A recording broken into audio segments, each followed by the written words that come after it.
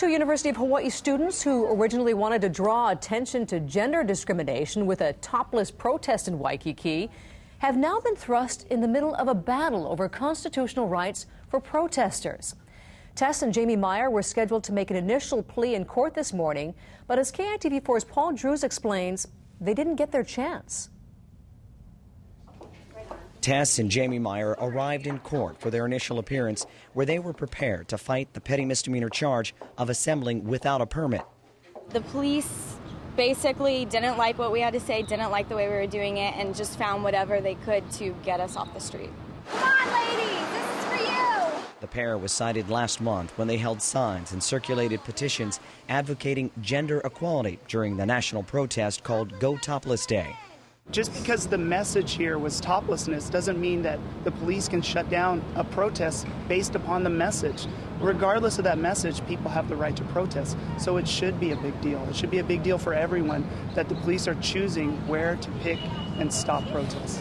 The Meyers didn't get their day in court, at least not yet, as the state asked for more time to legally look into the charges and actions of everyone involved. There are some interesting constitutional questions surrounding that charge. I'm not quite sure how they'll ultimately be resolved, and we just have to, as I said earlier, be sure we do it right and properly. At issue is what is and can be allowed on our sidewalks and public places. The ACLU says that law needs to be more clearly defined. What it prohibits is any two people going into the park with a message that they'd like to express. In this case, HPD simply did not like their message and chose to shut down their protests under an unlawful ordinance.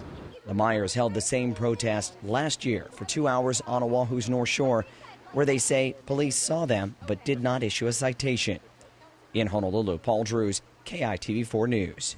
Now, attorneys for the Meyers not only want the charges against the couple dropped, they also want more training for HPD officers on what is legally allowed by protesters, especially in anticipation of Honolulu's hosting this fall's International APEC meetings.